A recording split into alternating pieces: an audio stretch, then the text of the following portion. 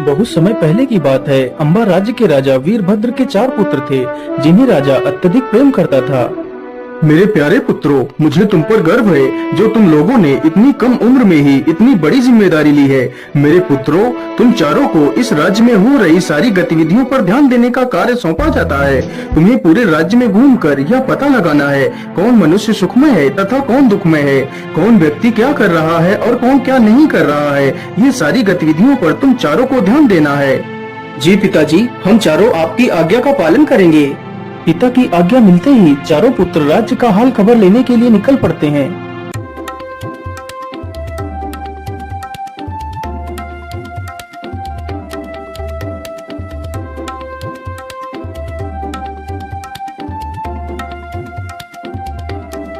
मेरे भाइयों, अब हम चारों लोगों को भिन्न भिन्न दिशाओं में चले जाना चाहिए।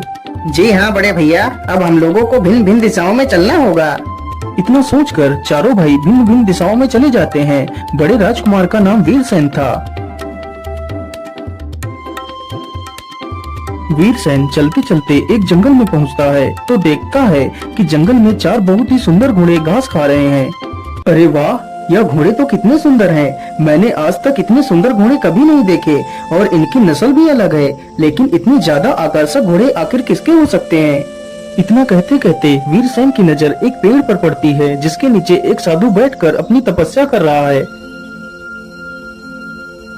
अरे, ये साधु कौन है? कहीं यह घोड़े इस साधु के ही तो नहीं हैं? चलो इससे चलकर पूछता हूँ।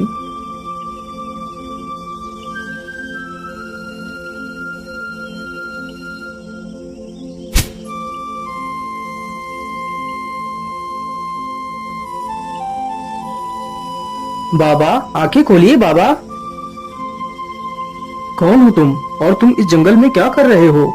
बाबा, मेरा नाम वीरसेन है और मैं इस राज्य का राजकुमार हूँ। मैं अपने संपूर्ण राज्य का भ्रमण कर रहा हूँ। आखिर हमारे राज्य में कौन क्या कर रहा है?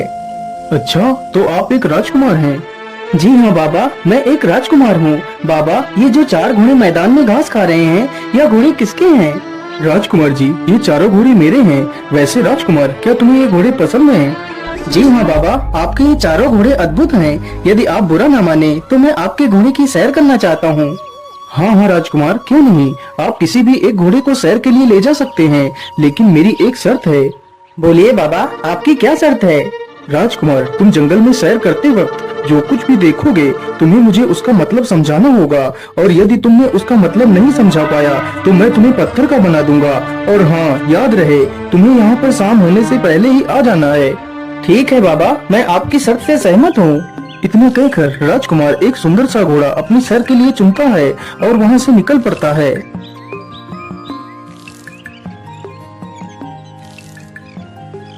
राजकुमार चलते चलते एक विचित्र जंगल में पहुंचता है, जहां राजकुमार देखता है कि पेड़ के ऊपर सब्जियां लगी हुई हैं, जिनकी सुरक्षा कोई जादुई डंडे कर रहे हैं। आखिर ये कैसा जंगल है जहां सब्जियां पेड़ों पर उगी हुई हैं और उनकी सुरक्षा या डंडे कर रहे हैं? राजकुमार यह दृश्य देखते हुए आगे बढ़ता हुआ चला जाता है। राजकुमार को घूमते घूमते काफी समय गुजर जाता है और जल्दी ही शाम भी होने वाली थी। अरे, अब तो जल्दी ही शाम होने वाली है। अब मुझे जल्दी वापस चलना चाहिए। इतना सोचकर राजकुमार वापस चल देता है। राजकुमार चलते चलते उसी जंगल से होकर गुजरता है तो देखता है जो डंडे बनकर सब्जियों की देखरेख कर रहे थे, अब वही डंडे एक हंसिया बनकर उन सब्जियों को काट रहे हैं। अरे, ये क्या? जब मैं यहाँ से गया था तो ये डंडे बनकर इनकी रखवाली कर रहे थे, अब वही डंडे हंसिया बनकर सब्जियों को काट रहे हैं। आखिर ये सब क्या हो रहा है? मुझे तो कुछ भी समझ नहीं आ रहा है। ये सब कुछ देखता हुआ राजकुमार साधु के पास पहुँच जाता है। आइए राजकुमार जी, बोलिए, तुम्हारी सैर कैसी रही और तुमने जंगल में क्या क्या देखा? बाबा, मैंने जंगल में बड़ी ही विचित्र घटनाएं देखी है। फिर राजकुमार ने जंगल में जो कुछ भी देखा था वह सब कुछ साधु को बताता है। अच्छा, तो तुमने जंगल में ये सब कुछ देखा, तो फिर चलो बताओ मुझे, ये सब कुछ देखकर तुम्हें क्या समझ आया? बाबा, मुझे माफ करिए, लेकिन यह सब कुछ देखकर मेरी तो कुछ भी समझ में नहीं आया है। यदि तुम्हें कुछ समझ में नहीं आया है तो अब तुम्हें शर्त के अनुसार पत्थर बनना पड़ेगा। इतना कहकर साधु उसे एक पत्थर की मूर्ति बना देता है। उधर राजमहल में सिर्फ 3 ही राजकुमार लौट कर आए। अरे राजकुमारों, तुम्हारा बड़ा भाई वीरसेन कहाँ है? वह अभी तक लौटकर क्यों नहीं आया? पिताजी, इसके बारे में तो हमें कुछ भी नहीं पता। हम चारों भाई भिन्न भिन्न दिशाओं में चले गए थे। हो सकता है भैया को आने में अभी कुछ समय और लग जाए। धीरे धीरे पूरी रात गुजर जाती है, लेकिन राजकुमार वापस राजमहल नहीं आता। पुत्रों, रात से सुबह हो गई, लेकिन राजकुमार का तो कोई अता पता ही नहीं है। तुम तीनों जल्दी से जाओ और अपने भाई का पता लगाओ। तीनों भाई फिर से निकल पड़ते हैं और अपने भाई का पता लगाने के लिए भिन्न भिन्न दिशाओं में चले जाते हैं। तभी मंझला राजकुमार वीर प्रताप चलते चलते उसी स्थान पर पहुंच जाता है जहां पर वह चारों घोड़े घास खा रहे थे। राजकुमार वीर प्रताप भी उन घोड़ों की सुंदरता को देखता ही रह जाता है। तभी उसकी नजर उस साधु पर पड़ती है। साधु पर नजर पड़ते ही उसकी नजर बगल में खड़े अपने भाई वीर सेन की प्रतिमा पर पड़ती है। अरे ये क्या, यह प्रतिमा तो हूबहू मेरे बड़े भैया की तरह ही लग रही है। कहीं यह मेरे बड़े भैया ही तो नहीं है। चलो इन बाबा से पूछता हूँ। बाबा, आंखें खोलिए बाबा, मेरी सहायता कीजिए बाबा। कौन हो तुम और तुम्हें क्या मदद चाहिए? बाबा जी, मेरा नाम वीर प्रताप है और मैं अपने बड़े भैया को ढूंढ रहा हूँ। जो आपने यह प्रतिमा रखी हुई है, यह प्रतिमा हूबहू मेरे बड़े भैया की तरह ही है। अच्छा, तो ये तुम्हारा भाई है। इसे मैंने ही पत्थर का बनाया है क्योंकि इसने मेरे सवालों के जवाब नहीं दिए थे। लेकिन बाबा, आखिर आपने ऐसे क्या सवाल पूछ लिए जो मेरे भाई ने नहीं बता पाए? फिर वह साधु राजकुमार को सारी घटना के बारे में बताता है। यह सुनकर राजकुमार वीर प्रताप हैरान रह जाता है। राजकुमार, तुम दुखी मत हो। यदि तुम चाहो तो मैं तुम्हारे भाई को फिर से जीवित कर सकता हूँ। हाँ हाँ बाबा, मैं यही चाहता हूँ कि आप जल्दी से मेरे भाई को ठीक कर दीजिए। हाँ राजकुमार, मैं तुम्हारे भाई को जरूर ठीक कर सकता हूँ, लेकिन एक शर्त पर। तुम्हें भी मेरे सवालों का जवाब देना होगा। लेकिन बाबा, मैं तुम्हारे सवालों का जवाब भला कैसे दे सकता हूँ? मैंने तो उस दृश्य को अपनी आंखों से देखा ही नहीं है। राजकुमार जी, इसमें देरी किस बात की? आप मेरे एक घोड़े को ले जा सकते हैं और खुद अपनी आंखों से जाकर देख सकते हैं। तुम्हें उस जंगल में क्या क्या दिखाई देता है, तुम्हें उसका सारा वृत्तांत मुझे समझाना होगा। यदि तुम मुझे उस दृश्य को समझाने में असमर्थ रहे तो तुम्हें भी पत्थर का बनना पड़ेगा। हे भगवान, और तो कोई दूसरा रास्ता भी नहीं है मेरे भाई को बचाने के लिए। मैं ऐसा करता हूँ, इसकी शर्त को मान लेता हूँ। ठीक है बाबा, मैं आपकी शर्त से सहमत हूँ। इतना कहकर राजकुमार एक घोड़े पर सवार होता है और वहाँ से निकल पड़ता है। राजकुमार चलते चलते उसी जंगल से होकर गुजरता है तो देखता है कि एक नवजात बछिया जिसने कुछ देर पहले ही जन्म लिया है, वह अपनी माता को स्वयं का दूध पिला रही है। अरे ये मैं क्या देख रहा हूँ? एक नवजात बछिया जिसने कुछ देर पहले ही जन्म लिया है, वह अपनी माता को ही दूध पिला रही है। ये कैसे हो सकता है? ये दृश्य देखकर राजकुमार को कुछ भी समझ में नहीं आया। राजकुमार फिर जंगल में आगे चल देता है। राजकुमार को चलते चलते काफी समय बीत जाता है और जल्दी ही शाम होने वाली होती है। अब तो जल्दी ही शाम होने वाली है, अब मुझे जल्दी से वापस चलना चाहिए। इतना सोचकर राजकुमार वहाँ से चल पड़ता है और शाम होने से पहले राजकुमार साधु के पास पहुँच जाता है। आइए राजकुमार जी, बोलिए, तुम्हारी सैर कैसी रही और तुमने जंगल में क्या क्या देखा? फिर राजकुमार ने जंगल में जो कुछ भी देखा था वह सब कुछ साधु को बताता है। अच्छा, तो तुमने जंगल में ही सब कुछ देखा? तो फिर चलो बताओ मुझे, ये सब कुछ देखकर तुम्हें क्या समझ आया? लेकिन बाबा, उस दृश्य का मतलब मुझे कुछ भी समझ में नहीं आया।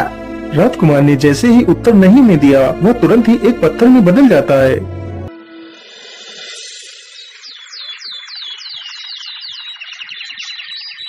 अगले दिन बचे हुए दो राजकुमार विक्रम और चंद्रवीर अपने भाइयों को ढूंढने के लिए निकल पड़ते हैं। विक्रम और चंद्रवीर फिर से दोनों भिन्न भिन्न दिशाओं में निकल पड़ते हैं। विक्रम भी चलते चलते वहीं पहुंच जाता है जहां उसके दो भाई पत्थर की मूर्ति बन चुके थे। अरे ये क्या, ये दोनों मूर्तियाँ तो मेरे भाइयों की हैं। कहीं ये मूर्तियाँ ही तो मेरे भाई नहीं है। चलो मैं इन बाबा से पूछता हूँ। बाबा, आंखें खोलिए बाबा, मेरी मदद कीजिए बाबा। क्या बात है, कौन हो तुम और तुम्हें क्या कष्ट है? बाबा, मेरा नाम विक्रम है और मैं मेरे भाइयों को ढूंढने के लिए निकला हूँ। यह जो दो प्रतिमाएं रखी हुई हैं, यह प्रतिमाएं मेरे दोनों भाइयों की हैं। अच्छा, तो तुम इन दोनों के भाई हो? तुम्हारे भाइयों को मैंने ही पत्थर का बनाया है। ये आप क्या कह रहे हैं? लेकिन आपने मेरे भाइयों को पत्थर क्यों बनाया है? फिर साधु उसे सारी कहानी बताता है और उसे भी वही सारी बातें कहकर जंगल की तरफ भेज देता है। विक्रम चलते चलते उसी जंगल में पहुंच जाता है तो देखता है एक बूढ़ा व्यक्ति लकड़ियों का गट्ठर सिर पर रख कर ले जा रहा है और उसके रास्ते में जितनी भी लकड़ियां मिल रही हैं, वह उन्हें भी उठाता हुआ चला जा रहा है। अरे ये क्या, इस बूढ़े व्यक्ति ने तो सिर पर एक लकड़ियों का गट्ठर लाद रखा है, फिर भी रास्ते में पड़ी हुई लकड़ियों को उठाता हुआ चला जा रहा है। ये कैसा व्यक्ति है? ये दृश्य देखकर राजकुमार को कुछ भी समझ में नहीं आता और वह वापस साधु के पास चला जाता है। फिर वह राजकुमार सारा वृत्तांत उस साधु को सुनाता है, लेकिन उस दृश्य का मतलब साधु को समझा नहीं पाता, जिसकी वजह से राजकुमार विक्रम भी एक पत्थर की मूर्ति में तब्दील हो जाता है।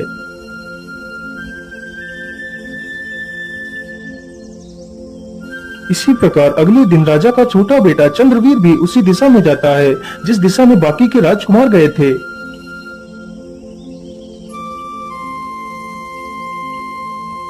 अरे वाह, यह घोड़े तो कितने सुंदर हैं। ऐसे घोड़े तो हमारे पूरे राज्य में कहीं भी नहीं है।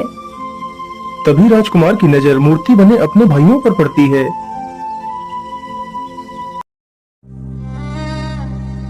अरे ये तो तीनों मेरे भाई हैं, लेकिन इन्हें तो किसी ने पत्थर बना दिया है। हे भगवान, ये क्या अनर्थ हो गया। मेरे भाइयों को किसी ने पत्थर बना दिया। तुम्हारे भाइयों को मैंने ही पत्थर बनाया है। लेकिन आपने मेरे भाइयों को पत्थर क्यों बनाया है? फिर वह साधु सारी कहानी चंद्रवीर को सुनाता है और उससे भी वही शर्त रखता है जो बाकी के राजकुमारों से रखी थी। राजकुमार चंद्रवीर भी एक घोड़े पर सवार होता है और निकल पड़ता है। राजकुमार चंद्रवीर भी उसी जंगल में पहुंचता है तो देखता है एक बड़ा सा तालाब अपने पानी से 3 छोटे छोटे तालाबों को भर रहा है। यह दृश्य देखकर राजकुमार चुपचाप उस दृश्य को देखता रहता है। कुछ ही देर में तीनों छोटे छोटे तालाब पानी से भर जाते हैं, लेकिन वह बड़ा तालाब पूरी तरह खाली हो जाता है। यह दृश्य देखकर राजकुमार वापस उसी साधु के पास जाता है, तो साधु के पूछने पर वह राजकुमार भी उस दृश्य का मतलब नहीं समझा पाता और वह भी एक पत्थर की मूर्ति बन जाता है। उधर जब राजा के चारों बेटे एक एक कर गायब हो गए तो राजा को चिंता हुई। लेकिन मंत्री जी, ऐसा कैसे हो सकता है? मेरे चारों बेटे एक एक कर गायब हो गए। आखिर वह चारों कहाँ गए होंगे? वह जरूर किसी बड़ी मुसीबत में पड़ गए होंगे। मंत्री जी, हम कल ही अपने पुत्रों की खोज में चलेंगे।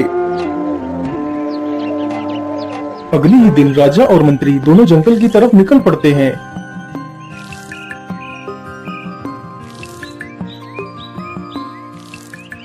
महाराज, हम अपने चारों राजकुमारों को ढूंढने के लिए तो निकल पड़े हैं, लेकिन हम उन्हें ढूंढेंगे किस दिशा में? मंत्री जी, मेरा बड़ा पुत्र दक्षिण दिशा में गया था और वापस नहीं आया। यह बात मुझे मेरे तीनों पुत्रों ने बताई थी। इसका मतलब है मेरे चारों बेटे दक्षिण दिशा में ही गायब हुए हैं, इसलिए हम दक्षिण दिशा की ओर ही जाएंगे।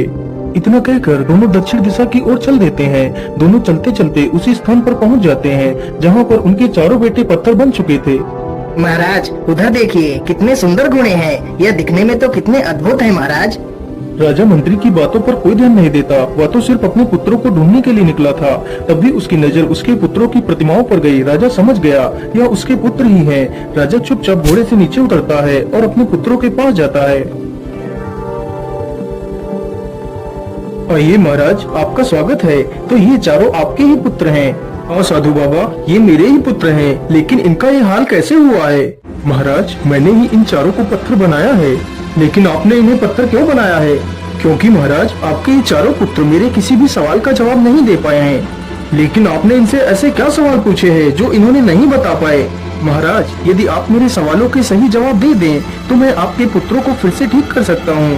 हाँ हाँ, पूछिए साधु, तुम हमसे कौन से सवाल पूछना चाहते हो? महाराज, मैं आपके बड़े पुत्र का सवाल बताता हूँ। आपके बड़े पुत्र ने जंगल में देखा कि पेड़ पर ढेर सारी सब्जियां लगी हैं, जिनकी रक्षा कुछ डंडे कर रहे हैं, लेकिन बाद में वही डंडे एक हंसिया बनकर उनकी सारी सब्जियों को काट रहे हैं। महाराज, यदि आपको भी यह दृश्य देखना है तो आप मेरे किसी भी शाही घोड़े को ले जा सकते हैं। नहीं नहीं साधु, इसके लिए तुम्हारा शुक्रिया। मैं तुम्हारे सवालों का जवाब यहीं से दे सकता हूँ। साधु, इस दृश्य का मतलब है यह एक ऐसे आदमी की तस्वीर है जिसके पास कुछ पैसा सुरक्षा के लिए रखा गया हो, और जब उस पैसे का मालिक अपना पैसा मांगने आया हो तो उस आदमी ने उस पैसे को कहीं खर्च कर दिया हो या तो फिर कहीं छिपा दिया हो, जिससे उसका पैसा उस मालिक को न मिल सके। राजा ने जैसे ही अपना वाक्य पूरा किया तो उसका बड़ा बेटा उसके सामने जिंदा और तंदुरुस्त होकर खड़ा हो गया। महाराज, अब मेरा दूसरा सवाल सुनिए। तुम्हारे दूसरे बेटे ने एक नई पैदा हुई बच्चिया को देखा जो अपनी माँ को दूध पिला रही थी। इस दृश्य का मतलब क्या है? अरे साधु, बड़ी ही अजीब बात है कि उसको यह देखकर किसी ऐसी स्त्री की याद क्यों नहीं आई जो अपनी बेटी की कमाई पर जिंदा रहती हो। राजा के यह कहते ही राजा का दूसरा बेटा भी जिंदा हो जाता है। वाह राजन वाह, तुम तो वाकई में कितने बुद्धिमान हो। चलो अब मेरा तीसरा सवाल सुनो।